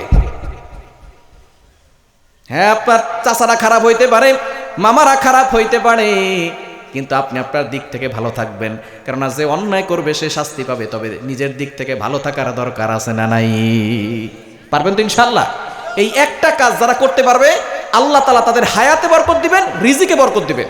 যদি কেউ সম্পদশালী হতে চান, টাকা পয়সাওয়ালা হতে চান, একটা কাজ করবেন, আল্লাহ তাআলা হায়াতে বরকত দিবেন, হায়াতটাকে বাড়িয়ে দিবেন, এবং আল্লাহ তাআলা আপনার রিজিকে বরকত দিবেন। সেই কাজটা হচ্ছে আত্মীয়তার সাথে সম্পর্ক জড়িয়ে রাখবেন। আমরা এই কাজটাই অনেকে করি না, যার কারণে আমাদের জীবনে কোনো বরকত নাই। জীবনে যদি বরকত পেতে চান, টাকা পয়সা বরকত পেতে চান, তাহলে এই কাজটা করবেন। পারবে তো ইনশাআল্লাহ? এই 3টা আদেশ আল্লাহ দিয়েছেন, আর 3টা নিষেধ। ওয়ায়ানহা আনিল ফাহশাই ওয়াল মুনকারি ওয়াল বাগই। 1 নাম্বার অশ্লীলতা থেকে আমাদেরকে দূরে সরে আসার দরকার আছে না নাই? আমরা অনেকেই আছি খারাপ কাজে লিপ্ত, খারাপ কাজ করা যাবে, অশ্লীলতা থেকে আমাদেরকে দূরে সরে আসতে হবে। পারবো তো ইনশাআল্লাহ? এতদিন যা করছে আল্লাহর কাছে তাওবা করব, তাওবা করে ফিরে আসলে আল্লাহ তাআলা সব গুনাহ ক্ষমা করে দিবে, ঠিক কি না? এজন্য তাওবা করে ফিরে আসার দরকার আছে না নাই? নবীজি বলেছেন আত-তাইবু মিনাজ যামবি কামাল্লা যামবানা। যে ব্যক্তি তাওবা করবে আল্লাহ তাআলা তার সব গুনাহ ক্ষমা করে দিবেন। আল্লাহ নিজেও বলে দিয়েছেন 28 নম্বর পারার 20 নম্বর পৃষ্ঠার 2 নম্বর লাইন, সূরা তাহরিমের 8 নম্বর আয়াতের প্রথম অংশ, ইয়া আইয়ুহাল্লাযীনা আমানু তুবু ইলাল্লাহ তাওবাতান নাসুহা। হে ইমানদারগণ, তোমরা সঠিকভাবে তাওবা করো, আল্লাহ তাআলা তোমাদের সব গুনাহ ক্ষমা করে দিবে। বলেন সুবহানাল্লাহ। বনি ইসরায়েলের একজন যুবক ছিল, নাম ছিল কিফিল। নাম কি? কষ্ট হচ্ছে আপনাদের? বনি ইসরায়েলের এক যুবক নাম ছিল কিফিল। এই কিফিল সব ধরনের গুনাহের কাজ করত। জেনা ব্যভিচার থেকে শুরু করে ডাকাতি চুরি করা থেকে শুরু করে সব ধরনের গুনাহের কাজ করত। তার পাশে এক বোনের স্বামী মারা গিয়েছে, সেই বোনটা বিধবা হয়ে গেছে, কিন্তু ঘরে 2টা সন্তান আছে। এবার সেই নারীটা কিফিলের কাছে গিয়েছে, কিফিল, আল্লাহ তোমাকে টাকা পয়সা দিয়েছে, সম্পদ দিয়েছে, তুমি আমাকে কিছু সাহায্য করো, আমার ঘরে সন্তানরা না খেয়ে আছে। কিফিল বলে তোমাকে আমি সাহায্য করতে পারি, যা চাইবা তাই দিব, তবে আমার সাথে 1 রাত থাকতে হবে। বলেন নাউজুবিল্লাহ। একটু জোরে সরে বলেন না নাউজুবিল্লাহ। আমার সাথে অপকর্ম করতে হবে, 1 রাত আমার সাথে থাকতে হবে, তুমি যা চাইবে তাই দিব। কিন্তু এই বিধবা নারী মনে মনে চিন্তা করছেন, আমি যদি গুনাহ করি আল্লাহর কাঠগড়ে আমাকে জবাবদিহি করতে হবে, ঠিক কি না? নারী চলে গেছে, বাসায় যাওয়ার পরে দেখে সন্তানরা না খেয়ে পড়ে আছে। সন্তানদের দিকে তাকালে আর মনের ভিতরে ভালো লাগে না। নারী মনে মনে চিন্তা করছে, আল্লাহ স্বামী তো নাই, সন্তানদেরকে বাঁচাবো কিভাবে? সন্তানদেরকে বাঁচতে হলে তো এখন অপকর্ম ছাড়া কোনো উপায় নাই। সন্তানদেরকে বাঁচাতে হবে, তাদের মুখে খাবার দিতে হবে, আর না হলে আমি কেমন মা হলাম। এবার নারী চিন্তা করেছে, তাহলে কিফিলের কাছে যাই। কেউ টাকা দিবে না, কিফিলের কাছে টাকা আছে, কিন্তু কিফিল অপকর্ম করতে চায়। যদি অপকর্ম করে সে আমাকে টাকা দেয়, আমার সন্তানদেরকে বাঁচাতে পারবো। আবারও সেই নারী কিফিলের কাছে চলে গেল। কিফিল বলল, নারী তুমি কি রাজি? তাহলে টাকা পাবে, আর যদি রাজি না হও তাহলে তুমি টাকা পাবে না। নারী মনে মনে চিন্তা করলো, সন্তানদের মুখে খাবার দিতে হবে, আর না হলে তো আমি কিভাবে এই সন্তানদেরকে দুনিয়াতে বাঁচিয়ে রাখবো। এমন সময় কিফিল যখন অপকর্ম করা শুরু করবে, নারী থরথর করে কাঁপতেছে। কিফিল ডাক দিয়ে বলে, ও নারী, তোমাকে তো টাকা দিব, তারপরও কেন তোমার শরীর কেঁপে উঠলো? কেন তুমি ঘামছো? কেন তোমার চোখে পানি? কিফিলের যখন এই কথা বলল, নারীটা বলতেছে, আমার তো আল্লাহর ভয় অন্তরে আছে। আজকে কিছু টাকার জন্য আমার সন্তানকে বাঁচানোর জন্য হয়তো তোমার সাথে অপকর্ম করব, কিন্তু একটা দিন আসবে যেই দিন আল্লাহর কাছে আমাকে জবাব দিতে হবে। ও কিফিল, ইত্তাকিল্লাহ, আল্লাহকে ভয় করো। আল্লাহু আকবার। কিফিল সাথে সাথে বলে উঠল, তুমি একদিন অপকর্ম করবে, সেটার জন্য যদি তোমাকে আল্লাহর কাছে জবাব দিতে হয়, আমি কিফিল তো অনেক অপরাধ করে ফেলেছি। চুরি থেকে শুরু করে, ডাকাতি থেকে শুরু করে, ব্যভিচার করা থেকে শুরু করে অনেক অপরাধ করেছি। সুতরাং আমাকেও তো আল্লাহর কাছে জবাব দিতে হবে। কিফিলের মন চেঞ্জ হয়ে গেছে। সাথে সাথে কিফিল ওই নারীকে সব টাকা দিয়ে দিল। যা লাগবে বলেছে, নিয়ে যাও বোন, তোমার সাথে অপকর্ম করব না। কিফিলের মনটা পরিবর্তন হয়ে গেল। এবার কিফিল গোসল করে একটা রুমে চলে গেছে। যাওয়ার পরে সেজদায় পড়ে কান্না করে বলে, আল্লাহ, আমার মতো গুনাহগার আর কেউ নাই, আমি বড় অপরাধী। আয় আল্লাহ, আমি গুনাহগার, আল্লাহ তুমি তো গফফার। আয় আল্লাহ, আমি নাফরমান, মাওলা তুমি তো রহমান। ওই একটা বোন একদিন গুনাহ করবে বলে কান্নাকাটি করলো। আমি কিফিল তো কতদিন ধরে অন্যায় করেছি আল্লাহ। আমি শুনেছি দুনিয়ার সকল দরজা যদিও বন্ধ হয়ে যায়, তোমার দরজা কোনোদিন বন্ধ হয় না। আয় আল্লাহ, তোমার রহমান রহিম নামের উসিলা করে আমাকে মাফ করে দাও। আল্লাহ পাক রব্বুল আলামিন কিফিল এমন ভাবে কান্নাকাটি করেছে, কিফিলের সব গুনাহ আল্লাহ ক্ষমা করে দিয়েছে। কিফিল সেজদায় পড়ে কান্না করতে করতে দুনিয়া থেকে বিদায়। এলাকার মানুষ সবাই জানে কিফিল অপরাধী। যখন খবর এসেছে কিফিল মারা গেছে, সবাই বলে কিফিল মরছে, ভালো হয়েছে। কিফিলের মতো মানুষ বেঁচে থাকার কোনো দরকার নাই। অন্যায় করেছে, অশ্লীল কাজ করেছে, এমন কোনো গুনাহ নাই কিফিল করে নাই। ওর মতো খারাপ মানুষ দুনিয়ায় থাকার দরকার নাই। আল্লাহ পাক রব্বুল আলামিন কিফিলের শেষ তাওবা এমন ভাবে কবুল করেছেন, তার ঘরের দরজায় লেখা উঠেছে, কদ গফারাল্লাহু লা, আল্লাহ কিফিলকে ক্ষমা করে দিয়েছেন। এজন্য সঠিকভাবে তওবা করার দরকার আছে না নাই? এক নাম্বার, অশ্লীল কাজ ছাড়তে হবে। ওয়াল মুনকার, অসৎ কাজ ছেড়ে দিতে হবে। অন্যায় কাজ করা যাবে না। আমাদের সমাজে অনেক মানুষ আছে 5 ওয়াক্ত নামাজ পড়ে, হাতে তসবিহ নিয়ে ঘুরে। আবার দেখবেন ইমাম সাহেবের পিছনে নামাজ পড়ে, কপালে কালো দাগ পড়ে গেছে, সুদের কারবার করে। আছে না নাই? এলাকায় আছে, এলাকায় আছে। সুদের ব্যাপারে ফতোয়া কি মোল্লার না আল্লাহর? এখন কেউ উঠবেন না, মনে করবো সেই বেটা মনে হয় সুদ খায়। সুদের ব্যাপারে ফতোয়া কার? মোল্লার না আল্লাহর? আরো জোরে বলেন কার? সুদের ব্যাপারে কথা বললে অনেক ইমাম সাহেবের চাকরি থাকে না, ঠিক কিনা? সুদের ব্যাপারে ফতোয়া কি মোল্লা দিয়েছে নাকি আল্লাহ দিয়েছেন? কোরআন খুলেন 3 নম্বর পারা 6 নম্বর পৃষ্ঠার 3 নম্বর লাইন, সূরা বাকারা 275 275 নম্বর আয়াত আল্লাহ বলছেন, আহাল্লাল্লাহুল বাইআ ওয়া হাররামার রিবা। বিজনেস লাউফুল এন্ড ইউজুরিয়ান লাউফুল, ব্যবসা হালাল, সুদের কারবার হারাম করেছেন কে? আমরা অনেকেই আছি সুদ খাই, অনেকেই সুদ খায়। নবীজি সাল্লাল্লাহু আলাইহি সাল্লাম জানিয়ে দিয়েছেন, ভালো করে শুনেন, দিরহামু রিবান ইয়াকুলুহুর রাজুল ওয়া হুয়া ইয়ালামু আশাদ্দু মিন 36 জানিয়া। যে ব্যক্তি জেনে শুনে 1 টাকা সুদ খাবে, কয় টাকা? আরো জোরে বলেন, কয় টাকা? যে ব্যক্তি জেনে শুনে 1 টাকা সুদ খাবে, 36 বার জিনা করলে যেই গুনাহ হয়, সেই গুনাহ তার আমলনামায় আল্লাহ দিয়ে দেয়। বলেন নাউজুবিল্লাহ। জীবনে যারা 1 টাকা সুদ খেয়েছেন 36 বার জিনা করার গুনাহ করেছেন। জীবনে যারা 100 টাকা সুদ খেয়েছেন 3600 বার জিনা করার গুনাহ করেছেন। জীবনে যারা 1000 টাকা সুদ খেয়েছেন 36000 বার জিনা করার গুনাহ করেছেন। আপনি জেনা খো।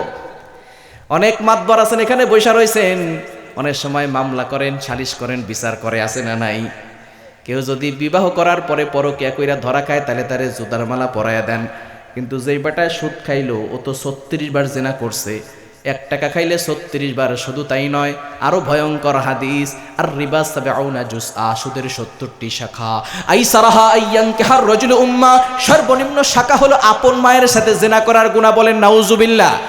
ও নেতা, ও মাতবর, তুমি তো বিবাহ করার পরে পরকিয়া করলে তাকে জুতার মালা পরাইছো, কিন্তু যে সুদ খাইছে 1 টাকা খাইলে 36 বার জিনা করছে, আপন মায়ের সাথে জিনা করার গুনাহ করেছে, তাকে কয়দিন জুতা দিয়া পিটাইছো।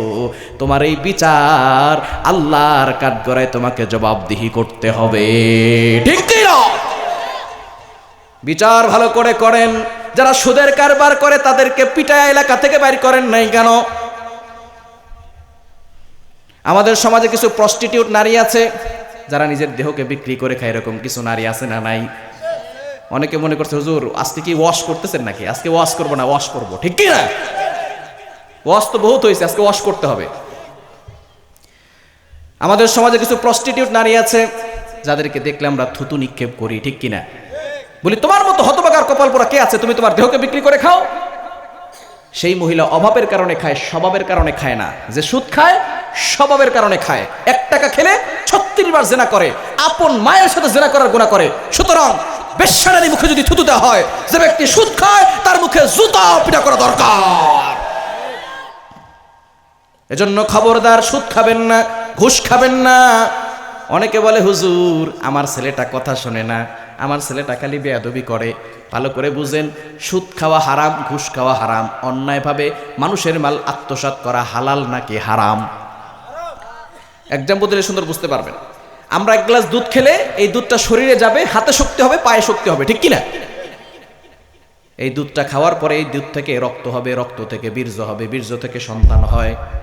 যদি আপনি ওই দুধটা হারাম টাকার খান, ভালো করে বুঝেন, হারাম টাকার দুধ খাওয়ার পরে ওই দুধ থেকে রক্ত হবে, রক্ত থেকে বীর্য হবে, ওই বীর্য থেকে যে সন্তান হবে সেটা কি হারাম সন্তান, হালাল সন্তান নাকি হারাম সন্তান? রক্ত হবে হারাম, রক্ত থেকে যে বীর্য হবে, বীর্য হবে হারাম, ওই বীর্য থেকে যে সন্তান হবে ওইটা হালাল জাদা না, ওটা হলো হারাম জাদা, ঠিক কি না? হারাম খেয়ে সন্তান বানাইবেন আর বলবেন হুজুর পোলা তো আমার কথা শোনে না। ওই হারাম টাকা দিয়ে সন্তান তৈরি করলে ওই সন্তান কখনো কথা শুনবে? এজন্য খবরদার, সন্তানকে যদি ভালো বানাতে চান নিজে আগে ভালো হন, হওয়ার দরকার আছে না নাই? কি বলেন, আছে না নাই? এজন্য মুনকার অসৎ কাজ থেকে আমাদেরকে দূরে সরে আসতে হবে। পারবো তো ইনশাআল্লাহ? ওয়াল বাগি, সীমা লঙ্ঘন করা যাবে না। আল্লাহ তাআলার যে বিধানগুলো আছে এগুলো পরিপূর্ণভাবে মানতে হবে। সীমা লঙ্ঘন করবে যারা জাহান্নামে যাবে তারা। এজন্য এই 3টি নিষেধ আমাদের পালন করার দরকার আছে না নাই?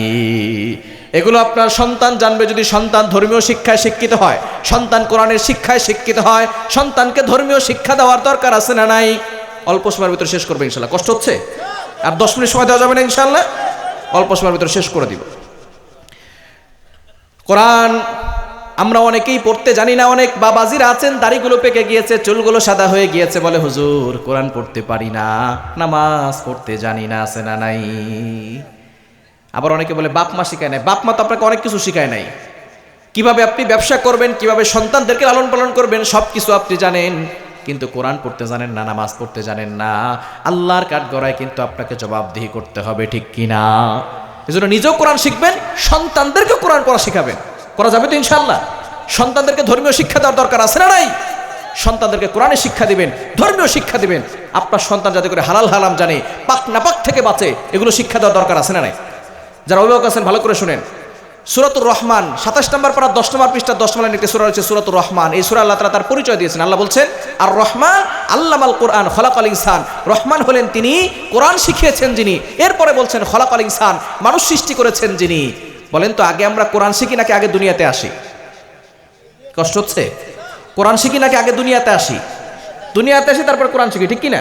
তো আল্লাহ এইভাবে বলতে পারতেন আর রহমান খলাকাল ইনসান, রহমান হলেন তিনি, মানুষ সৃষ্টি করেছেন যিনি। এরপরে বলতে পারতেন আল্লামাল কোরআন। না, আগে আল্লাহ কোরআনের কথা বলেছেন। আল্লাহ বুঝাতে চেয়েছেন মানুষ হতে হলে আগে কোরআনের শিক্ষা লাগবে। কোরআনের শিক্ষা ছাড়া কেউ কখনো আদর্শ মানুষ হতে পারে না, ঠিক কি না? গরুর পেট থেকে বেরোলেই সেটা গরু হয়ে যায়, ছাগলের পেট থেকে বেরোলেই সেটা ছাগল হয়ে যায়, মহিষের পেট থেকে বেরোলেই সেটা মহিষ হয়ে যায়, মানুষের পেট থেকে বেরোলেই সেটা মানুষ হয় না, তাকে মানুষ বানাতে হয়, ঠিক কি না? আমি ইন্ডিয়াতে গেছি প্রোগ্রামে, ত্রিপুরা থেকে কলকাতা যাব, বিমান ঢিল হচ্ছে 30 মিনিট। তো এক ভদ্রলোক আমার পাশে এসে বসেছেন, উনি বলতেছেন হুজুর হোয়ার আর ইউ গোয়িং নাও, আপনি কোথায় যাবেন? আমি বলতেছি I am going to Kolkata, কলকাতায় যাব, কলকাতায় প্রোগ্রাম ছিল। উনি বলতেছেন হুজুর আর ইউ বেঙ্গলি? আমি বললাম ইয়েস আই এম বেঙ্গলি। তো উনি বলতেছেন ঠিক আছে, তাহলে তো আমরা বাংলায় কথা বলতে পারি, আমিও বেঙ্গলি। আমি বললাম ঠিক আছে, কোনো সমস্যা নেই, বলেন। কথা বলতে বলতে এক পর্যায়ে বিমানে উঠেছি, ভদ্রলোক আমার পাশেই বসেছেন। উনি আমাকে বলতেছেন হুজুর ইফ ইউ ডোন্ট মাইন্ড, যদি কিছু মনে না করেন একটা প্রশ্ন করতে পারি? আমি বললাম হ্যাঁ, কোনো সমস্যা নাই, বলেন। উনি বলতেছেন হুজুর আনসিং ইজ নাথিং, যেটা দেখি না সেটা বিশ্বাস করি না। আপনারা তো আল্লাহকে দেখেন না, বিশ্বাস করেন কেন? আপনার সন্তানকে ডক্টর পড়াচ্ছেন, ইঞ্জিনিয়ার পড়াচ্ছেন, ইংলিশ মিডিয়ামে পড়াচ্ছেন, আমাদের কোনো আপত্তি নাই। আমি বলছি না আপনার সন্তানকে হাফেজ বানাতেই হবে, মুফতি বানাতেই হবে, নো। আমাদের ডক্টর দরকার, ইঞ্জিনিয়ার দরকার, পাইলট দরকার, সব কিছু আমাদের দরকার। তবে সন্তানকে আগে মুসলমান বানানোর দরকার আছে না নাই? ধর্মীয় শিক্ষায় শিক্ষিত করা দরকার আছে না নাই? এইরকম উল্টাপাল্টা প্রশ্ন করে আপনার সন্তানকে নাস্তিক বানায় ছাড়বে, গভীর ষড়যন্ত্র চলছে। তো ওনাকে দলিল দিয়ে কোনো লাভ নেই, কারণ উনি আল্লাহকেও মানে না, কোরআনকেও মানে না। তো এক পর্যায়ে ওনাকে যুক্তিতে দলিল দিতে হবে। তো যারা বিমান উঠেছেন তারা জানেন, বিমান অনেক সময় টিফিন দেয়, অনেক সময় কেক দেয়, চকলেট দেয়, বার্গার দেয়। আমাদেরকে ওখানে স্যান্ডউইচ দিয়েছে। তো খাবারের একটা ঘেরান আছে না নাই? কি বলেন, ঘেরান আছে না নাই? তো ভদ্রলোককে জিজ্ঞেস করলাম খাবারের ঘেরানটা কেমন? বলে ঘেরানটা খুব সুন্দর। আমি বললাম ঘেরানটা আমাকে দেখান। বুঝেন নাই? ঘেরান কি দেখা যায়? বাতাস হয়, বাতাস কি দেখা যায়?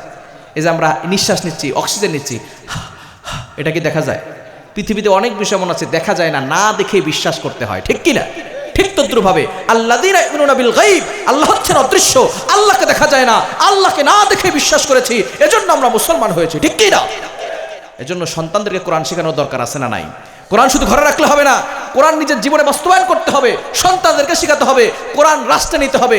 আমার মুসলমান বন্ধুগণ, আমরা অনেক বাংলাদেশ দেখেছি, আমরা সোনার বাংলাদেশ দেখেছি, আমরা নতুন বাংলাদেশ দেখেছি, আমরা সবুজ বাংলাদেশ দেখেছি, আমরা ডিজিটাল বাংলাদেশ দেখেছি। একটিবারের জন্য আমরা ইসলামের বাংলাদেশ দেখতে চাই, কোরআনের বাংলাদেশ দেখতে চাই। কারা কারা দিয়েছেন দুহাত আল্লাহকে দেখান।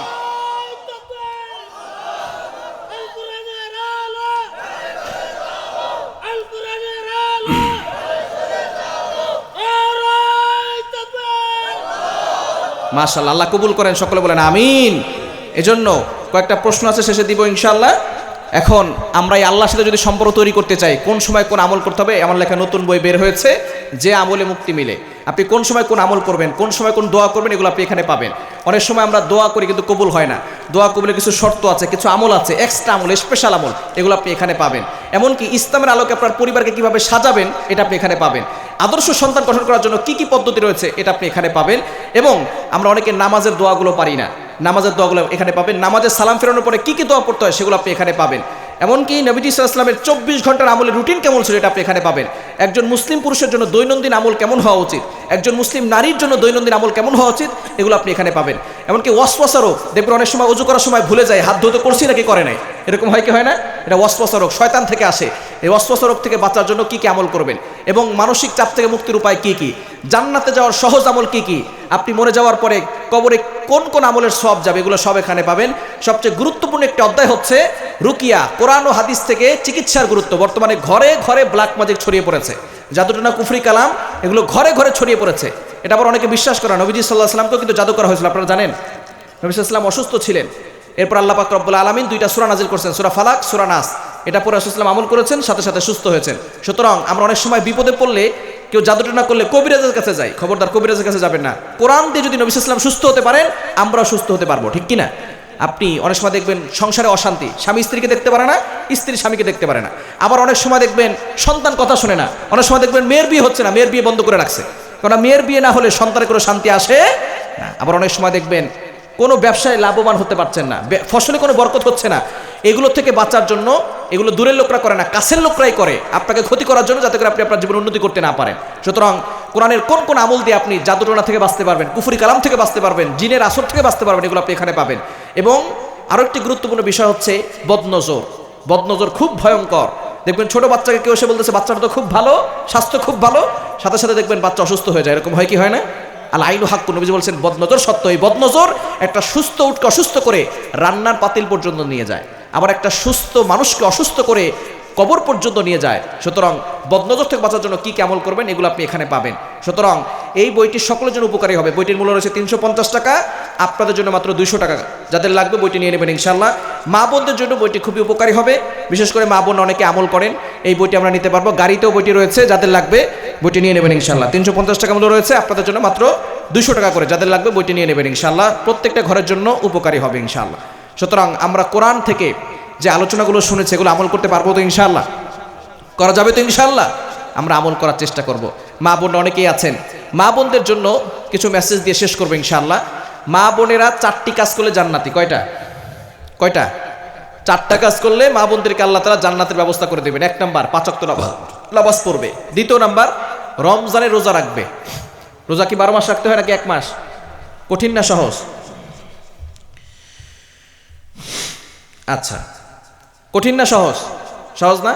আর 3 নাম্বার হচ্ছে স্বামীর খেদমত করবে, আর 4 নাম্বার পর্দা করবে। এই 4টি কাজ করলে আল্লাহ পাক রব্বুল আলামিন জান্নাতের 8টি দরজা খুলে দিবে। বলেন সুবহানাল্লাহ। জোরে সোরে বলেন না সুবহানাল্লাহ। কিন্তু নারীরা দুঃখজনক হলো সত্য, প্রথম 2টা করলেও শেষের 2টা করতে চায়, শেষের 2টা করতে চায় না। এজন্য অবশ্যই মা বোনরা যারা আছেন স্বামীর খেদমত করবেন। স্বামীর খেদমত করা অবশ্যই জরুরি। নবী সাল্লাল্লাহু আলাইহি ওয়াসাল্লাম জানিয়ে দিয়েছে, কোনো নারী যদি মারা যায়, স্ত্রী যদি মারা যায়, তার স্বামী যদি বলে আমার স্ত্রী ভালো ছিল, ওই স্ত্রীর জন্য আল্লাহ পাক রব্বুল আলামিন জান্নাতের 8টা দরজাই খুলে দেন। বলেন সুবহানাল্লাহ। জোরে সোরে বলেন না সুবহানাল্লাহ। কিন্তু স্বামীদের খেদমত নারীরা করতে চায়। মা বোনা যারা আছেন আপনারা আপনাদের স্বামীর খেদমত করবেন, তাদের সাথে ভালো ব্যবহার করবেন। আর পুরুষরা যারা আছেন, স্বামী যারা আছেন, বাসায় গিয়ে বউরে উড়োদুরা পিটাইবেন। পারবেন না? পারবেন না? বউ মারে কে দেখে হাত তোলেন। দেখছেন সব ফেরেশতা জান্নাত থেকে পলাই আছে, কেউ বউরে পিটায় না। বউকে মারা যাবে 4 কারণে। কয় কারণে? এবার হুজুর ওয়াজ করেন, দেখেন বউ পিটাই কেমনে। বউ শাসন করা যাবে 4 কারণে। 1 নাম্বার যদি ফরজ নামাজ না পড়ে, 2 নাম্বার ফরজ রোজা না রাখে, 3 নাম্বার স্বামীর হালাল আদেশ না শোনে, 4 নাম্বার যদি পর্দা না করে। 4 কারণে বউকে শাসন করা যাবে, তবে 4 জায়গায় মারা যাবে না। মুখে মারা যাবে না, মাথায় মারা যাবে না, বুকে মারা যাবে না, পিঠে মারা যাবে না। যদি মারতেই হয় কোমরের নিচে মারা লাগবে। এখন কয় হাত লাঠি দিয়ে মারবেন? 5 হাত। পারবেন না? 2 হাত লাঠি দিয়ে তাও পারবেন না, 1 হাত লাঠি দিয়ে তাও পারবেন না, অর্ধেক হাত লাঠি দিয়ে মারতে হবে। মুফাসসিরিনে কেরাম বলেছেন এটা আবার এভাবে ধরা লাগবে। এত জোরে মারা যাবে না যাতে করে ক্ষত বিক্ষত হয়ে যায়। যদি মারতেই হয় এভাবে মারবেন। এভাবে যদি মারেন আপনার স্ত্রী বলবে ইয়ার কি করো না তো সর। সুবহানাল্লাহ বলবেন না? তারপরও বউ পিটায় সারবে, আছে না নাই? এই ওয়াজ যখন এক জায়গায় বলছি, এক যুবক দ্বারা হুজুর যে ওয়াজ করলেন এখন কি আর বউ পিটানো যাবে? এত ছোট লাঠি দিয়ে কি বউ পিটানো যায়? এটা নাকি আবার এভাবে ধরা লাগবে। হুজুর এই লাঠিতে কি গুতা দেওয়া যাবে? তারপরে বউ পিটায় সারবে, আছে না নাই? খবরদার বুকে আঘাত করবেন। নবী সাল্লাল্লাহু আলাইহি ওয়াসাল্লামের 11 জন স্ত্রী ছিল, তিনি কখনো কোন স্ত্রীর উপর আঘাত করেন নাই, কটু কথা বলেন নাই, ধমক দেন নাই। স্ত্রী একটু বক্র হবে, এটাই নারীদের সৌন্দর্য। একটু উল্টাপাল্টা করবে, আপনি তাকে বুঝাবেন, ওয়াজ করবেন, নসিহত করবেন, তার সাথে খারাপ ব্যবহার করতে যাবেন না। নারীদেরকে ভালোবাসবেন, যত্ন নেবেন, নারীরা আপনার কথা শুনবে। কিন্তু যখন আপনি একটু বেশি ধমক দিবেন, গালিগালাজ করবেন, তখন দেখবেন আরো বাঁকা হয়ে যাবে। এজন্য তাদেরকে ওয়াজ করবেন, নসিহত করবেন, দেখবেন তারা ঠিক হয়ে যাবে। মনে রাখবেন নারীরা যে বক্র এটাই নারীদের সৌন্দর্য। কালো কালার অনেকের কাছে অপছন্দনীয়, ঠিক কিনা? কিন্তু চুল কালো হওয়া সকলের কাছে পছন্দনীয়, ঠিক কিনা? তো নারীরা বক্র এটাই নারীদের সৌন্দর্য। বলেন সুবহানাল্লাহ। কিন্তু আমরা এই নারীদের সৌন্দর্য, নারীদের সম্মান নষ্ট করে ফেলেছি। বর্তমানে যুগ জাহিলি যুগের যুগটাকেও হার মানিয়েছে। সে যুগে খুন করা হতো, এ যুগে আরো জঘন্যভাবে খুন করা হয়। সে যুগে ধর্ষণ হতো, আড়ালে আবডালে ধর্ষণ হতো। এ যুগে মায়ের সামনে মেয়েকে পলাক্রমে ধর্ষণ করে হত্যা করা হয়, বাবার সামনে মেয়েকে পলাক্রমে ধর্ষণ করে হত্যা করা হয়। শুধু তাই নয়, 4টি সন্তানের জননী মাকে পর্যন্ত ধর্ষণের হাত থেকে বুঝতে দেওয়া হয় না। অতএব এই সমাজ জাহিলি যুগের সমাজকে হার মানিয়েছে, ঠিক কিনা বলেন? যেই সমাজ 3 বছরের শিশুকন্যার ইজ্জতের নিরাপত্তা দিতে জানে না, যেই সমাজ 5 বছরের শিশুকন্যার ইজ্জতের নিরাপত্তা দিতে জানে না, যেই সমাজ আমার মায়ের ইজ্জতের নিরাপত্তা দিতে জানে না, যেই সমাজ আমার বোনের ইজ্জতের নিরাপত্তা দিতে জানে না, এমন সমাজ ভেঙ্গে চুরমার করতে হবে, ঠিক কিনা বলেন? এই সমাজকে পরিবর্তন করতে হবে। এই সমাজকে পরিবর্তন করতে হলে এই অসভ্যতার কবর রচনা করে আল্লাহর জমিনে আল্লাহর বিধান বাস্তবায়ন করার জন্য কারা কারা প্রস্তুত আছেন? দুহাত তুলে আল্লাহকে দেখান। আল্লাহ তাআলা সকলকে কবুল করেন। সকলে বলেন আমিন। আরো জোরে বলেন আমিন।